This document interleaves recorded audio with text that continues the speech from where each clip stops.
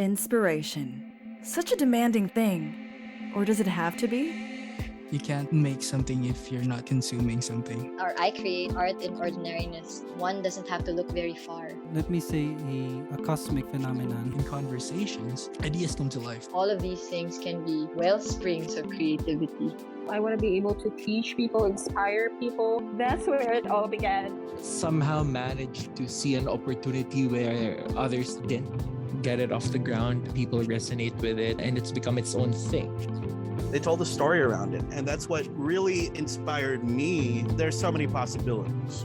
It's a very big pond, I guess. Thankful that I got super bored not doing anything, so that made me start putting myself out there. Just be yourself. Just appreciate everything. It's All Material. It's a podcast for and by creatives. My name is Aubrey, and I dare say, it's all material. Let's get to the nitty-gritty now, shall we? This episode is in partnership with South Republik. That's South Republik with a K on YouTube and Facebook. It's All Material! Welcome to the show where we talk about all things creative and the other things that come with it. This podcast aims to show some love to artists all over the world, and today I'm so lucky to have with me a musical Jedi. He's a mean drummer, a mean bassist, a mean everything. He's a mean producer, and he's managing the studio house for music right now, and he's also an official partner of South Republik. How's it going, JR? Very good. How's Very excited. Very And excited. Since this is my first time, I think I have to talk a lot. And I'll give you Baliktad all the ba? time you need. Baliktad ba? So, over the years, when did you realize that you wanted to become a musician, that music was your passion? When did that moment come into your life? I think mabalik ko sa akong childhood days before when I was Sam's age now. He's 6, I think, more or less. Wala ko kabalo nga this is my passion, but looking back right now, I can remember me playing at our among balay manggod kay na siya musaka pa kag stairs, so nice space sa baba. Ah, yeah. So which in my age way back then makatindog ka dito, so dito ko nagadula. And then I can remember vividly na I had this tin can kana sa biscuit gani sa Skyflakes ba na? Lata pa man sa na square. Mo to kong ginabunalan. Na ako'y stick nga kanang ambot asa to na ko gikan. Resourceful. So pair of sticks, and then bang, bang, bang, and then gibuhat na ko siya nga snare drum. Pero not aware ko sa una kung unsa ba na siya. And then naisa ka bird cage na kanang nagrattle man tong iyahang door. Right. Kanang up and down na door niya, so nakahigda. So mo to kong hayat. Taka. So siguro I give the credit to my dad and mom. Kay music people pud gayo sila. My dad is a musician. He's with my uncle. So exposed ko sa music, and then watching video concerts during siesta time at They're the best. That's Sunday. The best. Yeah. What bands you used to watch? Katong bata ako, akong ma-witness kay di ko kalimot Air Supply. Oh my God! Lost in love that I don't. Yeah, kato ganyan lang stage na backdrop na murag ka ng mountain. Kato di ko kalimot kay na-amaze ko sa gitarista na sila'y duha ka guitar, which is playing double leads. Oh my. Diba? Nice.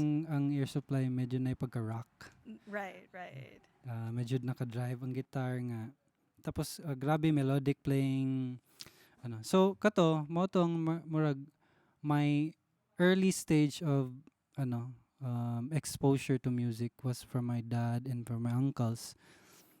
And I wasn't wala may instrument, so wala ko'y luxury nga maka-play adto nga time.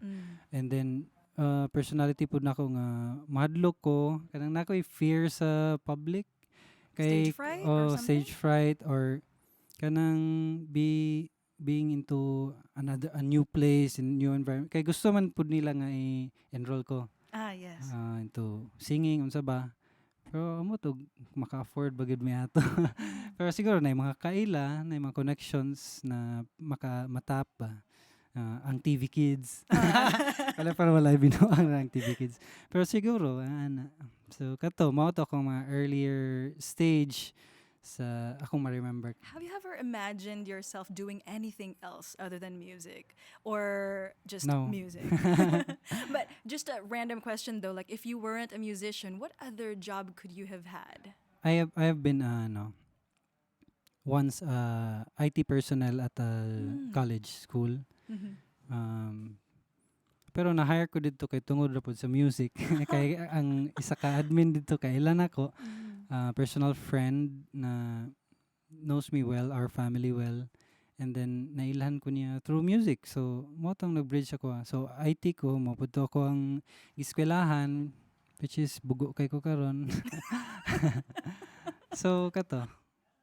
Siguro naragod gyapon sa nagpalibot sa music. Right. So what was the greatest challenge in doing the work that you do? Like as a musician, as a producer, or everything in general? For me, every day is a challenge ka to. Isa ka example, kung gusto ka, kanang demanding na banda. Or which is, tanan man siguro tanay demands. So kana kung maka-encounter kag tao nga, sa kong case, which is sound engineering and audio mixing, so nadyo demands sa imong clients kay dili lang man ako ang works akong ginatrabaho permi or mag-agree permi ang akong client sa ako ang sa ako ang trabaho. So kana mga ana nga instances. It's kind of a challenge to meet halfway with your client. Yes. Because not all the time they're right, right? Not all the time. And vice versa. Yes, not all the time we're right. So we always have to compromise. Every day is a compromise. Yes, that's the key word. What was creative life like when the pandemic happened for you? It's been for me. It's been a real treat. I mean, a real privilege. Prolific and productive. Productive, yeah. Thankful ko kay I don't mind the news kung sa manggaling na. Pero it has been a great time for me to make new music, to explore more in my mixing world, in my mixing learning stage because syempre everyday ga learn gyapon. Kato daghan kog na encounter na people and collaborated with a lot of collaboration. It teaches you a lot to communicate with other musicians as well. It gives you more ideas, and it also kind of makes your music and your skills evolve. Like after interacting with them, you find yourself doing something new that is influenced by them, and that's just wonderful. Like collaboration, because the more creativity that you share, the more people have it, and then it's gonna go like wildfire. Like it's gonna be a domino effect. Like everybody is just gonna get inspired to create on their own, and and that's the wonderful thing about it. So where do you see yourself? Like, let's say fast forward 5 years, 10 years from now. Like, do you still find yourself doing music? Definitely, yes. Right now we just started South Republik. Yes. Which I'm very thankful of, and which is let me say a cosmic phenomenon. Kay How did it come about, South Republik? really nana ko sa balay and it's been a while. I've been doing setup in my garage, and then The literal garage band. yeah, the literal garage. And then old friend when na-meet na mo sa sa H4M Damosa si Jao Nipales. which is high school students to sila sa Nikki Jinkay sa una dito mi nag-meet. So na sila band. So dito sila ga-rehearse sa studio before sa sa Damosa. So gi-contact ko niya for a live stream project na gi-offer sa ilaha, which is gi-offer ni Sydney, which is kaning partner nato karon sa South Republik. Shout out to Sydney. Hey, Yo, how's Sid. it going? So kato thankfully enough for Jao nga gi-push gyud niya ang idea nga ako gyud mag sa ilaha mag-engineer sa ilahang live stream. And then the original plan was sa balay, sa garage. So kupila man mo kabuok 5. Murag dili ta masulod dire. Pwede pero guot gyud anak ko tapos wala air conditioning. So kato nag-end up sa Darkroom Studio, which is the most accommodating studio I've ever been to. Shout out to Darwin sa pag-accommodate sa mga. And then kato mo to ang key doorway nga na-meet na ko si Sydney. Diretso na, and then he proposed bye sige ikaw na lang mag-engineer sa mga next projects, next live streams. So kato dito nagsugod. Yeah. You made his life easier because you're Since- helping him out. Yeah, napod siya sa Australia. Yeah, it's so remote. Yeah. Yeah. And I love what na- he's doing for people. I love what you're Really, doing for really. Shout out to Sid. Natubag ba na ko yung pangutana? Yes. Yes. Your answer was Okay. yes. So making music, making art has its fun parts, yeah? And also the not so fun parts. So what's your most favorite part of the process of making music and what's your least favorite? Adto ko sa favorite part una kanang mugawas ra siya naturally. Any instrument na magunitan nimo, either drums, guitar, keyboards or what, bass nga mahook gani ka sa isa ka loop. Yeah. Let's say 4 count loop or 2 bar loop. Kana mahook ka didto nya di na nimo to mawala sa imong una. And hantod sa pagkaugma nya wala nimo to siya gi-record tapos pagkaugma gani ma-recall gyapon nimo. Yeah. Kanang wala siya nabilin pero pag mukuman ka sa imong brain na sige to kung na-trip gahapon ha. Nya ma-recall nimo siya then dito na there it dito is. na. And then the worst part would be kanang commission ka para magbuhat og project para sa lain.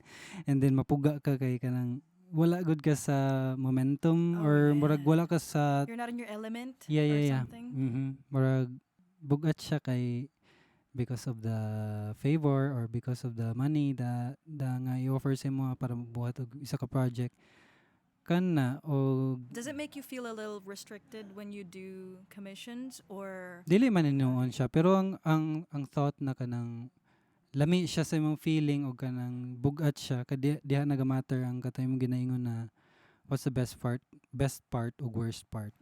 Dili siguro worst, siguro kato lang medyo dili siya natural sa imo murag syempre kay dili man to imuha murag ana good. So ang idea nga nagikan gyud siya sa imuha kan originally from you o kanang commission works. I think I get what you mean. Like when Sige you daw. do commissions, it doesn't feel like it came out organically from you.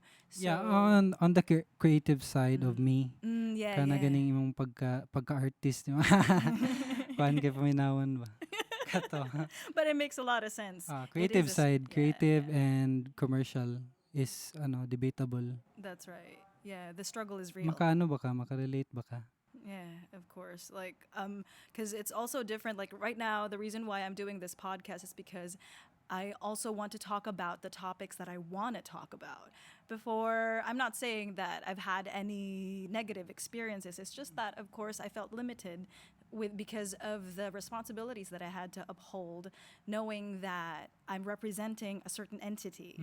But now I'm representing myself. So if I feel like I'm more free in Yes. talking about the things that some people are maybe not so comfortable talking about, but at least Or not so commercial enough. that's right. Yeah, you're right. You're right with the term commercial. I totally agree. So, do you ever get creative block? Like, I have a feeling you don't, but I'm just asking for the sake. Pag si Sam sa mukan. Kanang I have 2 sons right now. One is Ali, which is 3, and the kuya is Sam, he's 6. So sila gyud ang maging restriction. Pa dula or ano kanang syempre family. So mo gyud sila imong different kind of love gani nga kailangan ni may balance. That's right. Work and life balance. Balanced, yeah. So sila kay mga kulit kayo, syempre bata. So how do you deal with it? How do you get back to your groove once you get blocked and then you want to come back? Dili man pag naana ko didto, it stays there. Hmm. Whether mo hawa ko sa ko nagtrabaho, basta kay nakasugod ko dito, and then there's a good part of my memory nga maka-recall ato nga emotion at kato nga thrill, kato nga energy or kana. What was the song or anything you produced that you're most proud of? Like something that you will always remember, and then whenever you hear it, you're like, I did that, or something like that. Do you get moments like that with a certain piece? Aubrey DS. Lisod kayo sa tubagon actually. Magselos akong ubang kanta na.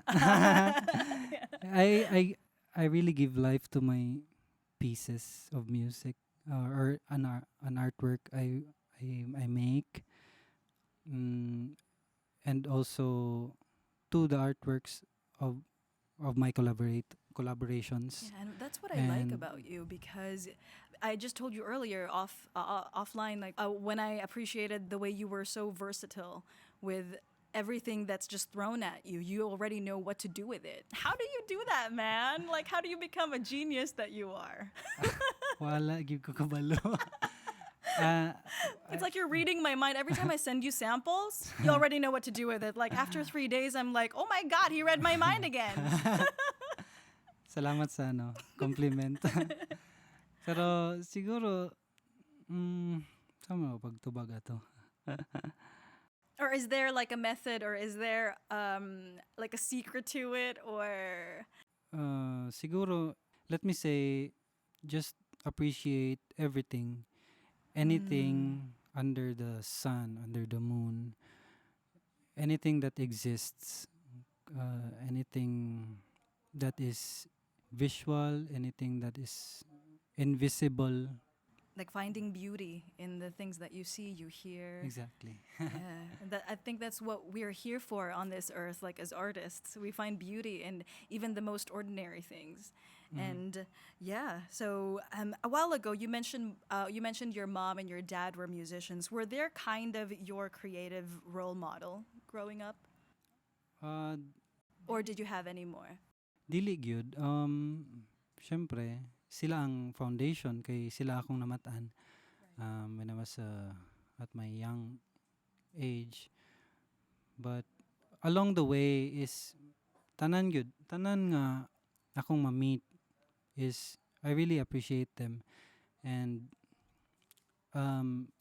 it makes me humbled na to meet you guys in nasa akong palibot karon, which is kamo ang essentials sa pagiging ako karon. Oh, that's sweet. What advice do you want to give young creatives who also want to pursue music and also music production?